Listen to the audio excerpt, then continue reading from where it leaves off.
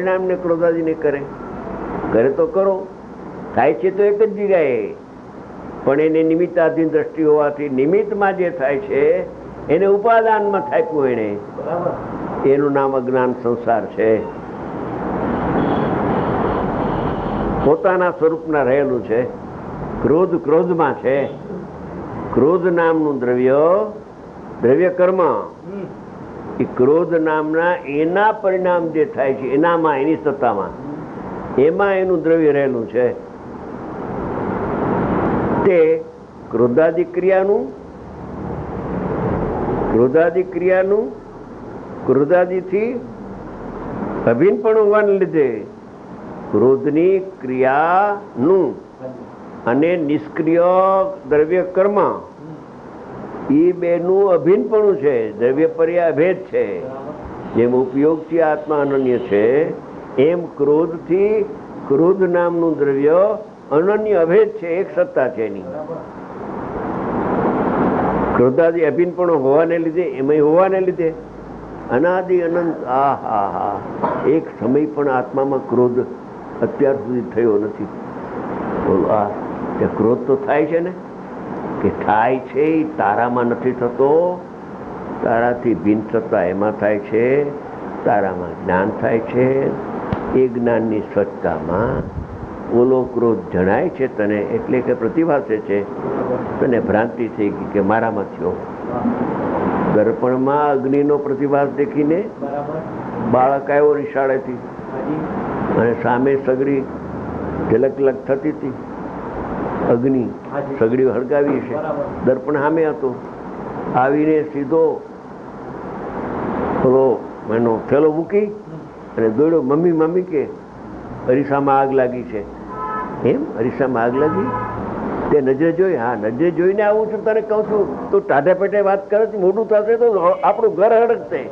તો એમ કર, તો પાણી છાંટે ઠરી જશે. એટલે ટબુરી કે લોટો ઉપાડી અને એને તો છાંટ્યું. એને ભ્રાંતિ હતી ને, છાંટ્યું. મમ્મી આ તો ઠરતું નથી. કે તું ઘડો લઈને થાય તો ઠરે, મારાથી ઠરતું નથી. એને રાજી કરવા ઘડો ઉપાડીને છાંટ્યું એમ પપ્પાને. કે મમ્મી આ શું છે, કેમ ઠરતું નથી અગ્નિ? તો બેટા અગ્નિ અહીંયા નથી. હે, આંખે જોઉં છું કે અગ્નિ અહીંયા છે, એ નથી એમ તમે કહો છો? તો હવે મને ખાતરી કરાવો. સમજી ગયા? તમે હાથ ફેરવો પછી હું જોઉં. પછી માતાએ તો આમ હાથ બરાબર ફેરવો. પછી હવે તું ફેરવ. હું નહીં ફેરવું, હું તો આંગળીથી જોઈશ. પહેલા એક આંગળી એને ટેસ્ટ કર્યો, મારો હાથ તો ઠંડુ લાગે છે. હવે હાથ ફેરવ ને. પછી હાથ ફેરવો બાળકે. અરે માતા આ તો ઠંડુ છે. આ શું છે? આનું નામ સંસાર છે. જ્ઞાનમાં ક્રોધનો પ્રતિભાસ દેખીને હું ક્રોધી, દેવનો પ્રતિભાસ દેખીને હું દેવ, મનુષ્ય પર્યાયનો પ્રતિભાસ દેખીને હું મનુષ્ય. બસ એ સંસારની ઉત્પત્તિ એને ભેદ જ્ઞાનનો અભાવ છે. એને કારણે ઉત્પત્તિ થઈ છે. જ્યાં ભેદ જ્ઞાનમાં અભેદ તરફ લઈ જાય તો ઉપયોગમાં ઉપયોગ છે એમ આવી જાય.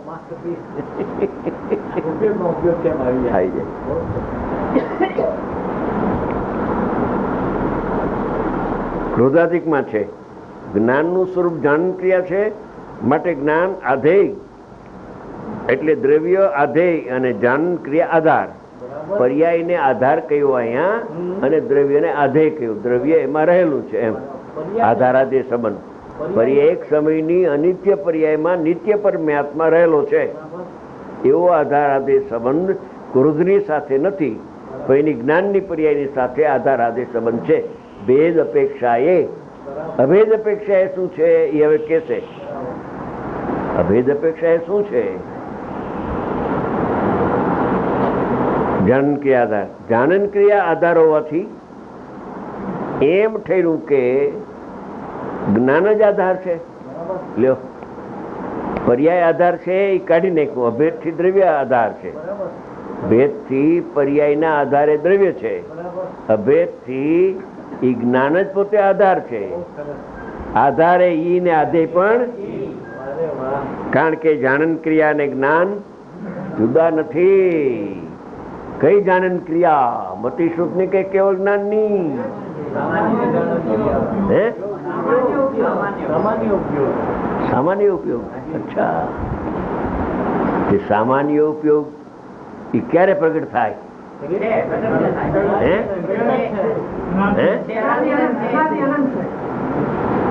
પ્રગટ અનાદિ અનંત થાય છે ઉપયોગ.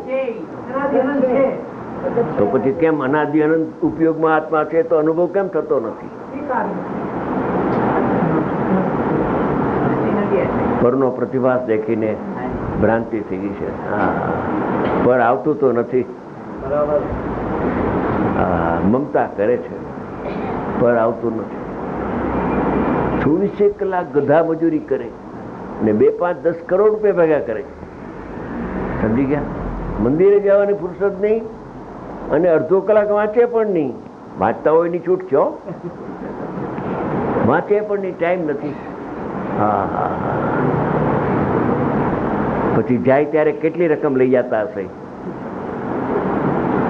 હારે તો મહેનત કરી કમાણો ઈ તો કાંઈક તો લઈ જાય કે નહીં?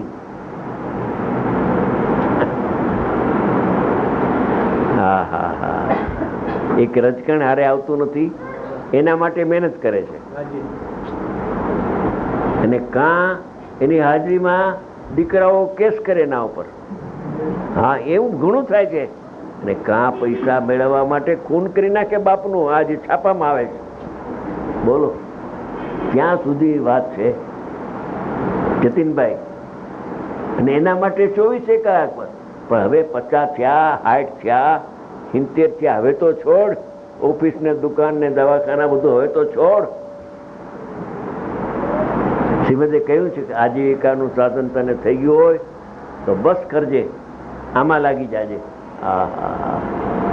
જ્ઞાની તો સાચી શિખામણ આપે પણ નિકટભવી હોય માને, દુર્ભવી હોય એ માને નહીં. માનવા જેવું તો આ છે, કરવા જેવું આ છે.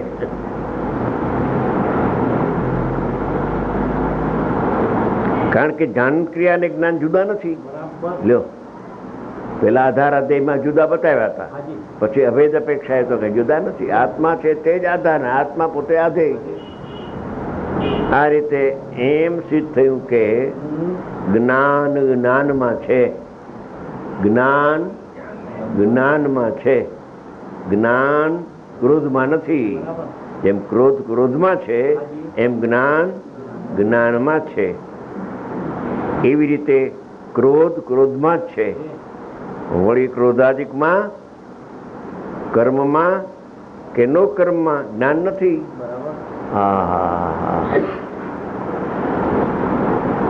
દ્રવ્ય કર્મના ભાવ કર્મમાં જ્ઞાન નથી. દ્રવ્ય કર્મના ભાવ કર્મમાં જ્ઞાન નથી. જીવના ભાવ કર્મમાં જ્ઞાન નથી એ તો નથી.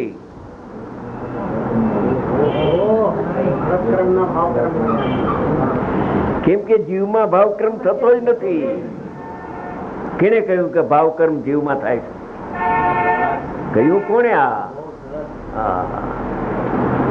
એમાં તો જ્ઞાન થાય છે કે ક્રોધ થાય એવું જ્ઞાન થાય છે કે આત્મા જણાય એવું જ્ઞાન થાય છે.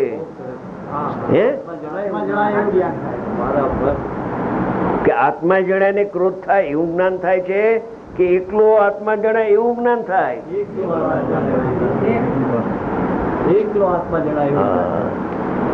કાલે દિલ્હી વાળા બેને કહ્યું, એને ઘેરે બેઠા હતા, દિલ્હી સુધી પહોંચ્યો છે આ સફર प्रतिभास કે ભાઈ दो का प्रतिभास होता है मगर लक्ष्य तो एक का होता है. अरे મનમાં વિચાર કર્યો, આ દિલ્હી સુધી પહોંચી ગયો ચમત્કાર. આખા ભારતભરમાં ફેલાવાનું છે. રાજધાની પહોંચી ગયો ને ભાઈ, હે ભારતની રાજધાની में પહોંચી ગયો. આખા ભારત में ફેલાશે, ગેરંટી છે આ વાતની. હા, રાજધાની માં પહોંચી ગયો. અને એ કોના ઘરમાં પહોંચ્યો? પ્રેમચંદજી ભાઈ ના ઘરના અંદર પહોંચ્યો. આ એના પુત્ર વધુ બેન આવ્યા છે. આવે છે પાછળ હા હા બોલ ક્યાં સુધી પહોંચી ગયું ભાઈ પ્રતિભાસ બેના છે પણ લક્ષો હા ઈ જ્ઞાકાર જ્ઞાનમાં આત્મા રહેલો છે જ્ઞેયમાં આત્મા રહેલો નથી જ્ઞાકાર જ્ઞાન એટલે બેનો પ્રતિભાસ એવું એક જ્ઞાનની પર્યાય ઈ જ્ઞાકાર જ્ઞાનમાં આત્મા જણાય છે પહેલા પરોક્ષ ને પછી પ્રત્યક્ષ થોડી સેકન્ડ ની અંદર પરોક્ષ આવે છે ને પછી પ્રત્યક્ષ થઈ જાય છે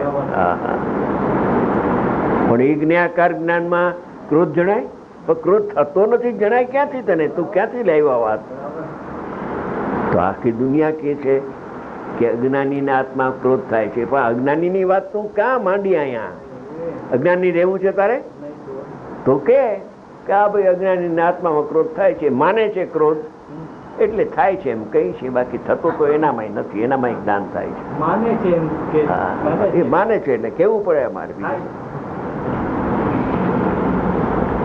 વળી ક્રોધાદિક કર્મમાં કે નો કર્મમાં જ્ઞાન નથી અને જ્ઞાનમાં ક્રોધાદિક કર્મ નો કર્મ નથી કારણ કે તેમને નથી એનું કારણ આપે છે કે તેમને પરસ્પર અત્યંત સ્વરૂપ વિપરીતતા હોવાથી જળ ચેતન ને બેયને સ્વરૂપની વિપરીતતા છે એક જળ છે ને બીજું ચેતન છે ચેતનમાં જળ ના હોય અને જળમાં ચેતન ના આવી શકે અત્યંત ભાવ છે બેનો અર્થાત જ્ઞાનનું સ્વરૂપ અને ક્રોધાદિક 9:15 થી 10 1 મિનિટ બાકી છે સ્વરૂપ વિપરીતતા હોવાથી જ્ઞાનનું સ્વરૂપ અને ક્રોધાદિક તેમજ કર્મનો કર્મ સ્વરૂપ અત્યંત વિરુદ્ધ અંધકાર ને પ્રકાશ એવો તફાવત છે જળ ચેતન બે વચ્ચે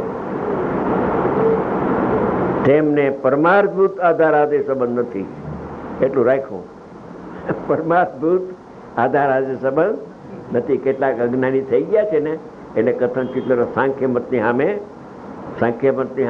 ખંડન મંડન માટે કેવું પડે કથનચિત જીવમાં થાય એટલે જીવ પોતાના સ્વભાવને બોલે ભેદનાનો અભાવ હોય ત્યાં સુધી ક્રોધને પોતાનો માને છે શરીરને પોતાનું માને છે તો તે અપેક્ષાએ તેમાં કથનચિત થાય છે જીવની પર્યાયમાં એમ કહેવામાં આવે છે ખરેખર તો એની પર્યાયમાં જ્ઞાન થાય છે પણ એને જ્ઞાનની ખબર નથી એટલે ક્રોધમાં આત્મબુદ્ધિ કરી લે છે પોતાના દોષથી કોઈના શીખડાયા વિના કરી લે છે બીજું કોઈ ઉપાય નથી થઈ ગયો ટાઈમ આપણે ઓલા ભાઈ આવ્યા છે ચેતનભાઈ આવ્યા